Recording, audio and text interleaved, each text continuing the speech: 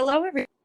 Welcome to Caregiver Chronicles. My name is Sarah, and I'm here with my husband, Jeremy. Hello. And this week we have our special guest with us, Joanne Quinn from the Autism Project, who is here to speak to us today about the Autism Project, what they do, and also the Autism Walk.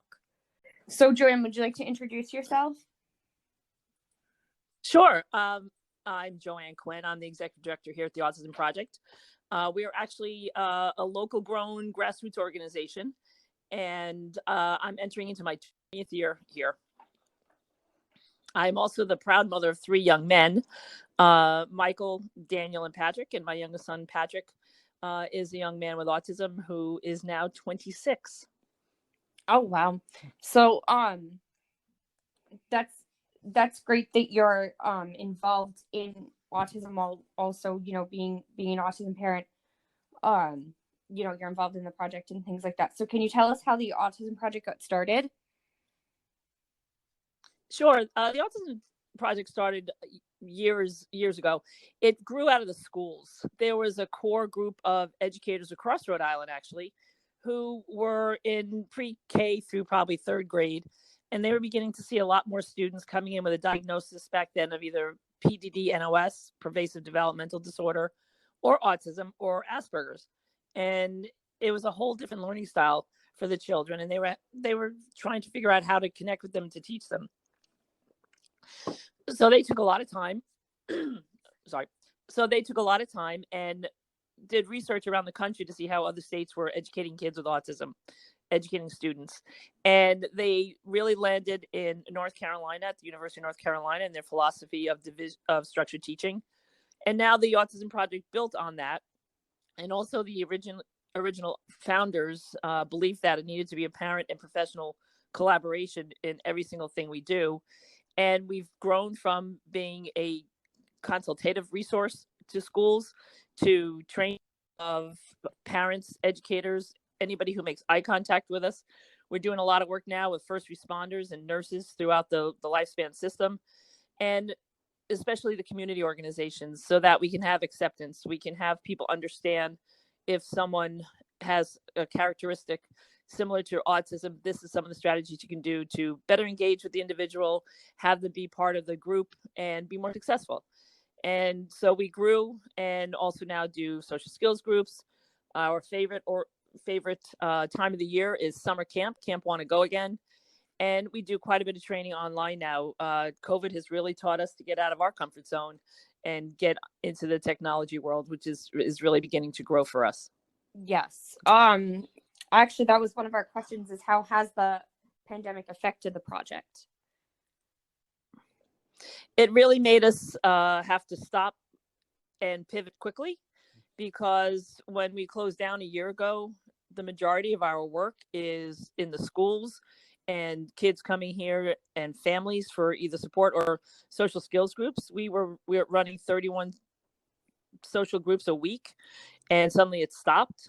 And kudos to my team. We quickly surveyed our families of things they might need and put together a little survival kit, which was some of the visual supports and other things that we use with the kids here that they suddenly, as their distant learning teacher, had to learn how to use and how to organize the students' work. So we did a lot of work with our families with that. And we also pivoted our social skills groups, and they're now a hybrid model. One is 100% virtual, but every other group is half virtual, half in person. And we've grown back, and we're probably at about 60% of the participation rate we normally have, but we're really beginning to see an uptick in applications to get more kids back in, because everybody's being vaccinated. Families have already experienced their kids going back to school, and we really follow the rules and regulations closely with what the schools do here to keep everybody safe. So, and on our training, it used to be all in person, and we pivoted to webinars as well as online virtual training. And that has really been a lesson that people can be engaged over Zoom, as much as we wanted to say no beforehand. And we're reaching a lot more, especially reaching a lot more parents, and our parents who have been here for a while, taking their kids for social skills groups, but never had that time for themselves to be here for 2 or 3 hours for some of our trainings. And now they're at home. And one mom has been with us for about 12 years, and she's taken every training we did this year because she could. Oh, that's great. That's awesome. Yeah, no, I think moms tend to be a little bit more involved than dads sometimes, although I have to say my husband is fantastic. Jeremy is at more appointments than two, with me working second shift. So he's just a great dad. Do you find that you have a lot of, I know you have a lot of more, or I know that you're working on ways to get parent involvement. I know your organization is based off parent involvement. Do you find a lack in father involvement, or do you find the opposite with your organization? And how do you address that when there is a lack of father involvement? Well, each family is different. And one of the things we've learned very early, well, maybe not as early as we should have as parents and parent advocates, is we need to meet the families where they're at. And, I know in our family, I was the one who said, okay, I'm going to drop everything. I've got this. You go to work and make the money right now because I got to take care of this. And so, John was 100% involved, but did he make it to every OTPT speech? No, because somebody's got to pay the OTPT speech, Yeah. So, no, we see a definite uptick, and I think parents react to it differently and react to what they need to do differently. And so, we encourage people. One of the things, though, we did make a comment with the online training is we were excited to see that both parents could attend the trainings. One didn't have to stay home and be the babysitter and dinner, bed, and everything else while somebody else came 6 to 8 to do a workshop. They both could attend. Mm-hmm. And that's been great. We've seen co-parenting across the training of everybody, of people being there. And that's really important because sometimes somebody hears something and gets a good understanding of it over an hour of talking with people. And then you come home and try to translate it to somebody who doesn't have the same base that you do. That's hard because, they don't, well, you're hearing it firsthand. I'm hearing it secondhand. I don't understand. What about this? And you don't have the answer for it. So it's been nice to see that they both, and if one can do it now, and then when we run it again, or if it's a webinar, they can do it the next night. So we've gotten a lot of more family involvement, and the numbers of parents in our trainings have, just gone through the roof because they can do it now. They, there's no cost to them. And they don't have to get a babysitter. They don't have to cook dinner and, drive from Bristol to Johnston in November on a snowy night. They can just go to their dining room and turn it on. So it's actually been a benefit for us. Yes. Yes. Now, one of your big projects that you guys do every year is the Autism Walk. What do we need to know about this year's walk and how the pandemic has changed it as well? The pandemic really hurt our heart in regards to the walk because we can't do it as a live event. We have anywhere from 6,500 to 8,000 people in the park, depending on the weather. And that would just be a hot spot still, even though everybody's getting vaccinated. And we had to make the decision back in January. So we want to keep the excitement going because this year we can encourage families and teams to walk together. Last year we couldn't because we didn't know what was going on, and the medical community was saying, don't leave your house. So we couldn't say, hey, get your 25 relatives together and go down and, walk the beach because they could be spreading it within themselves. But this year we can. So we're encouraging families to do that. We're encouraging them to still get teams and t-shirts and to send us a video. We're hoping to have families send us videos of why they walk. What does the Autism Project mean to them? Tell us a little bit about your person with autism that you're supporting on the 25th, so that we can have some excitement around it and still have people know that we're here. And then next year it's going to be a blowout. It's my commitment. We're going to have one big walk with lots of people. Yeah, I do too. And I believe it hurts us. It absolutely hurts our budget. It is 20% of our budget, and we're not going to make the number. We usually raise around 200,000, and we're hoping to hit 100, and that's a big hit. It's because everything we do for our families is at no cost except for the summer camp and groups, but all the support we do, all of the training we do for our parents, plus it underwrites camp because we can't charge families what it costs us to run camp. Nobody could afford it. Yeah. So next year we'll be back on track. We're okay, but we really need people's support more than ever this year, just to get one more hump year, and then we're back on track. So I'm going to ask you, I'm going to actually post resources because I know about 20% of our audience is in Rhode Island. Yeah. at least. At least 20%, yes. Yeah, we have about 20% of our audience in Rhode Island. And I am actually from Rhode Island. We live in Connecticut right now, just over the line, but Jeremy and I both work in Rhode Island. So we're definitely going to post resources on our social media accounts for donations. If you could just email them to me later, or would you like to tell, because not all of our listeners follow us on social media. A lot of our listeners just listen to our podcast. So can you just give us the information on where they can go to donate or to help out? Sure. Our website is theautismproject.org. And within that, there's all information about the walk, but there's also information about how to donate right on the front page, where they can just click on it and make a donation. And I understand you're in Connecticut, and our training is going across the country now. Next week, we are training in South Africa. We trained in Canada a couple of weeks ago. We're in, North Dakota, Arizona, North Carolina. It's crazy. Something's clicked on our website, but we are doing the majority of our training is outside of Rhode Island. And one of the reasons I think is we were lucky, and I was lucky to be a part of the Autism Project, and this group of educators who were so committed on getting this information and getting it out early, 20 years ago, 25 years ago. There's really few training programs like some of the series that we run. We just finished up a 9-week, 18-hour training series last night with 25 professionals and parents across disciplines, from nurse trainers over at Hasbro and Bradley to doctoral students, parents.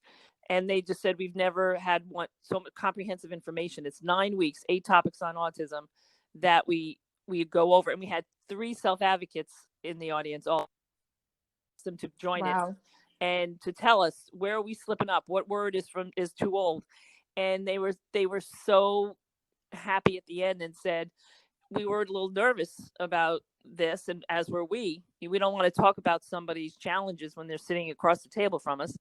They said, but it was so respectful, and we're so happy and feel positive about the education experience autistic students are going to have now if they get this kind of information. And it's very strategy based, and try this tomorrow. No, this is what he's thinking. This is why he does that. And a lot of autism thinking. And so that really meant a lot to us. So we're going to be cleaning it up with all the input we got from the last 9 weeks. And it's going to be a manual. It's called The Starting Point. And we're hoping to market it out in Rhode Island, because all the schools here still need it, as well as all of us to understand acceptance and inclusion and what we need to do to support somebody in different situations, but also nationally, and so that can be a revenue stream, and we're not so reliant upon the walk and other fundraisers. So are there chapters available? I know that we have listeners in other states and other countries, and I know you mentioned that you are starting to become available in anywhere. Is there a way for a person to reach out to you guys to get a chapter in their state or their town for the Autism Project? Is there a way for people to get that in their state, in their town? How would they go about that? Well, we really haven't thought about that, but that could be a great idea. We would love to support anyone who may be interested in doing work similar to ours, with the training and the support of families, as well as practitioners and professionals. We did do some work with our colleagues down in Delaware, where we went down and trained them on how to do the training of some of our series that are directed towards parents. So they are now doing our Parents series across their state with a lot of great success, and the reception for it from both professionals and parents has been very high. So there are opportunities where we can come out and train.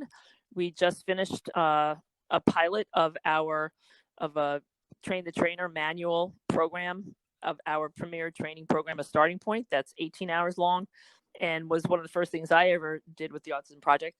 And it's just a comprehensive area to get information on 8 key topics regarding autism. And so that's an opportunity. And we're global now. We can do Zoom calls to support families. We can be doing training, so they can contact us. And if they want to get something going in their area, we'd absolutely be happy to talk to them about that opportunity. Okay, that's great. And again, we will share the link for the Autism Project on our social media accounts and also on our website, if that's okay with you. That's terrific. Just so that way there people can direct any information or any questions they have, or, you know, if they want to donate, of course. So as far as the Autism Project goes, I know that there's a lot of language and culture change with how people address autism, people with autism. There's a lot of talk about person first versus diagnosis first, and you know, people on the spectrum, parents of people on the spectrum, and everybody in between have different opinions about all this. There's the lighted up blue, the go red. Do you guys have any input on that as far as how that goes, or are you? I know you are an independent organization. You're not part of Autism Speaks.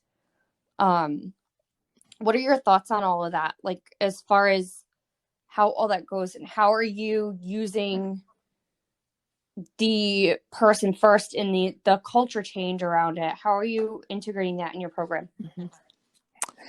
It is the hot topic in the autism world today, I think, and it's important. And one of the things we've learned over the years is we've learned a lot from self-advocates and some people with autism, autistic adults, autistic children. And we have a group here called the Leadership Group, and it's a group of autistic individuals who are probably in their early 20s, all of them now, and many have been with us since they were 5, 6, 7, 8 years old. And we talk to them about the different things, and believe it or not, their group is split between person first language. So it's similar to the pronouns. We will ask somebody, how do you prefer to be referred to? And whether you are a person with autism or are you autistic is how we're approaching it with our friends and colleagues who we know are on the spectrum. And when we do trainings, we try very hard to go back and forth between two, because it's not all 100% on either side. And we're trying to respect that as people are figuring it out. We want to be very respectful. We also want to be respectful to the family and caretakers. And we want to understand the change. So we listen and we incorporate it in our training, in our groups, in our language. We go back and forth. And especially with our leaders, we know who is autistic and who is a person with autism. And we try to be as respectful of that as we can. And they teach us and they say, we know, Mrs. Quinn, it's going to take you a while. It's like, well, yes, it is, dear. So, but I'm trying. I'm really trying. And so, and the whole light it up blue and go red instead. We need as a community to come together to decide what we want to do moving forward and to really understand the purpose behind the puzzle piece when it was first coming out through the Autism Society.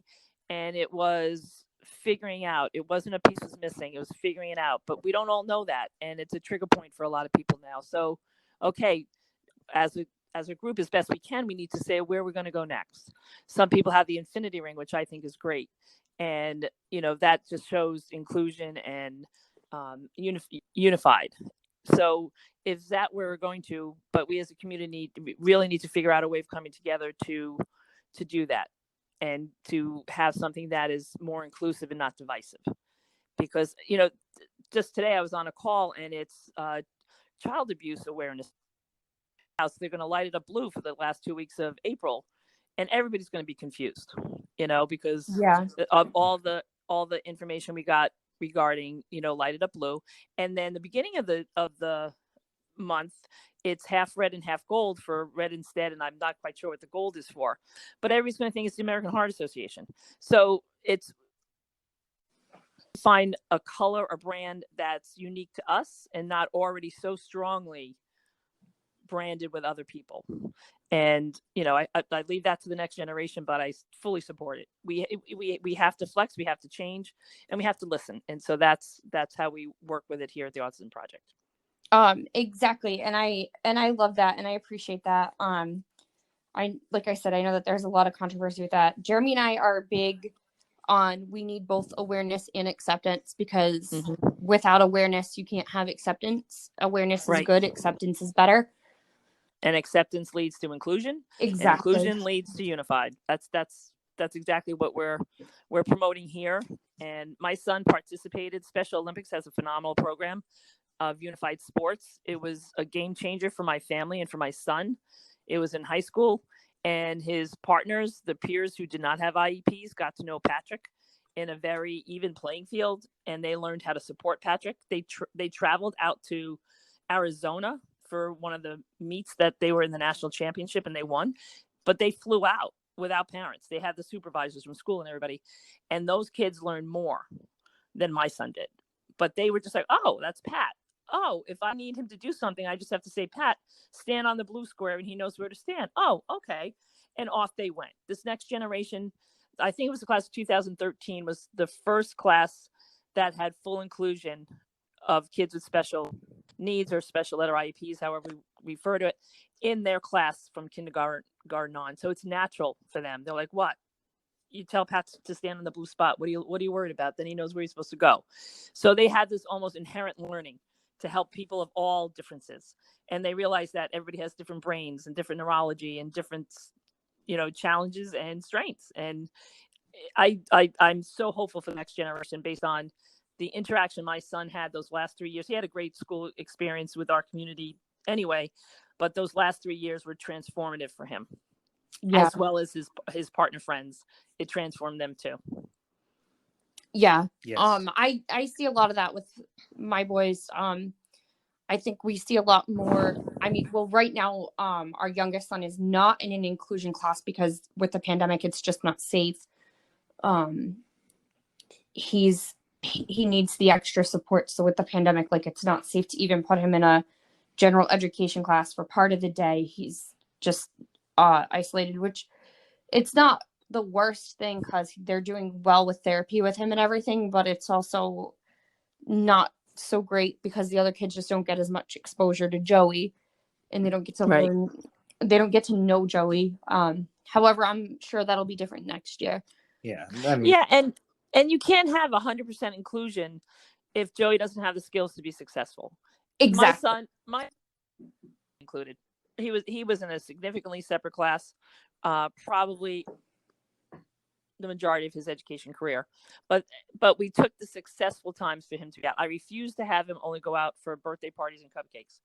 That then he was a token, and the kids didn't want that, and so he got more and more included, but his academics did not keep up, and he needed the additional support, and he needed to learn things. So it's got to be hybrid. It's got to be a blend, and it's got to be what's best for Patrick and Joey, so that when they get older, they have the skills that they need to live the most independent life that they can. Yes. And it has to be purposeful. So Patrick went in first grade. He was supposed to be in half the day and back in his other classroom the half the day. And the first grade teacher had everybody's birthday up on the wall and this and that. And within an hour, Patrick could tell you everybody's birthday. But he couldn't tell you where he was supposed to sit when he was in the classroom. He didn't know what reading was. He didn't know there was a teacher. So it was very clear that we just needed him to get skills so that he knew who to pay attention to and how to be a student, how to be in a classroom before we could put him in there, and he'd get frustrated and disruptive. So it's got to be a balance. The pendulum keeps swinging back and forth, and that's not always good, but you need to swing sometimes to make change. That's where we are. We're swinging now. But we also have to prepare the teachers. A second grade teacher used to have maybe one child with an IEP, and it was probably somebody had a learning disability and needed a little extra help in math. Versus now, you graduate with a regular ed degree, you get a second grade class, and there's 4 or 8 or 12 kids who have an IEP, 4 on the spectrum or autistic, and others with social emotional, and you have had no preparation for that at all. Yeah. In the colleges, there's no preparation on how to educate kids with autism until you get to the master's level. And even there, it's not the day-to-day, here's the nitty-gritty of their learning style. This is how you can present things. This is how you teach somebody with autism. So we can't feel good just by putting everybody in class with their peers if they don't have the supports and the teachers don't have the supports. Because we're still, one of my pet peeves is just about 90% of our children's intervention to support them and their autism is put upon the public school system. That is not the role of the public school system. The public school is to educate our children. And so we need outside supports too. We need better access for our kids to get better occupational therapy, social skills groups, speech therapy so that when they hit the school and they're in the classroom, they have more skills to do the work they're supposed to do. But, hats off to all the educators, because the onus is on them for the majority of our children is the public schools, and they're not prepared, and it's not their fault that they're not prepared. We need to put investment in our colleges, in our high schools, that kids who want to be teachers or to do the caregiving track that you are, the nurses, the CNAs, everybody, you need training on how to engage someone who is autistic. And that's what we're doing now. We just, last summer, we did training for nurses at Hasbro Children's Hospital and Rhode Island Hospital, because they're seeing children with autism come in. Either they're on there waiting for a bed at Bradley, or they're in there for appendicitis or a broken arm, and they're medical nurses. They're not psychiatric nurses, and they don't have the training on how to engage and understand and communicate effectively with some of the patients who are autistic. And so that's what we try to do. We're not going to tell you how to be a nurse, but we're going to tell you how you can better engage not only the child who's autistic, but mom who's freaking out because she knows it's going to be really hard. So that's our mission. That really is how do I better engage with someone? And that's inclusion, right? Yes. I know you're autistic, and I know you don't communicate well, but your mom said if I write it down, you'll understand better. Bingo. It's as simple as that for some kids. It's a lot complicated for others, but if you have just that little, this will work if I write it down or show it to them in a picture of what's going to happen next, you might be successful. Yes. No, we definitely agree with that. But with that, this is great. And with that, we are going to ask you if you have any additional resources you'd like to share with our audience, or any additional information on where to contact you, how to help, where to give donations. If you want to share your website again with our audience, and we will also put it on our social media for them. Terrific. Yes, our website is theautismproject.org. You can also find us on LinkedIn, on Instagram, and Twitter. The Facebook page is our biggest social media platform. We also have a private parent support group Facebook page. If you're interested in that, you can email me at jquinn5@lifespan.org, and I'll be happy to put you with our administrator to get into the support group. We also have a grandparent support group. So if anybody's in Rhode Island and your children are raising an autistic child and they might be living out of state or they're living close by, we have a core group of 10 or 12 grandparents who meet here monthly. We're starting up again, and because none of them wanted to Zoom. And it's just great. They get together and are so supportive of each other, and we try to give them information to help them understand what their child and grandchild might be experiencing. And come to our website, our Facebook page. We put out a lot of community information for all our community partners, because we want to be the hub. We consider ourselves the hub of hope, where we're connecting people with the resources and education they need to lead a purposeful life. That's our goal. And one final thing is our summer camp, Camp Wanna Go Again. I encourage you to send your children this summer, is happening, and the Southeastern Massachusetts Girl Scouts have generously hosting us for 2 weeks at their Camp Hoffman down by the University of Rhode Island. It's a 2-week day camp. Each camper gets 1 week, and it's August 9th and 16th weeks. And it's our 20th year of camp, and it's very successful because the staff is very well trained. We have a lot of staff. We want parents to be honest about their fears or their child's challenges, so that we know that person needs a 2-to-1, that one's fine. And we also have some staff here who've been working for years, who we call the Circle of Love. And their job is to coach new counselors on the use of visuals and the specific supports for their camper. But also, should somebody be struggling or having a hard time, we're not expecting a 19-year-old college kid to figure it out after 1 day of training. We bring in the OT and the adaptive PE and others who have been doing this for years to problem solve, teach the one-to-one, as well as regulate the child and get them back into whatever activities that they were doing. So it's been very successful, and we couldn't do it last year. We're very excited that we'll have the opportunity to host about 115, 120 kids in the woods again this summer. Oh, well, that's great. That sounds like a great thing. I think that's something Jeremy and I will probably look into for Joey. It's close by to you. Um, Oh, and for both of your sons, 1 week we really do. We have a lot of kids who are very verbal, more the traditional Asperger profile, as well as kids who are more non-verbal. So we take everybody, and we never send anybody home. So that's oh, good. well, if we can't support your child at a camp, who can? And Yeah. it's hard sometimes, but we pull out all the stops to do our best to have it so that nobody goes home. So Yes. Well, thank you so much for coming on our show. We really appreciate you coming on and talking about the Autism Project. And we just want to let our audience know real quick where they can find us. Jeremy, where can they find us? You can find us at our website with my wife pod.com. And then we are also available on Facebook, Twitter, and Instagram. Facebook is Caregiver Chronicles. Twitter is at Caregiver Chron 1. Instagram is Caregiver Chronicles 2. Or you can send us an email at caregiverchroniclespod@gmail.com. Thank you so much for listening, and we'll see you next week. Bye.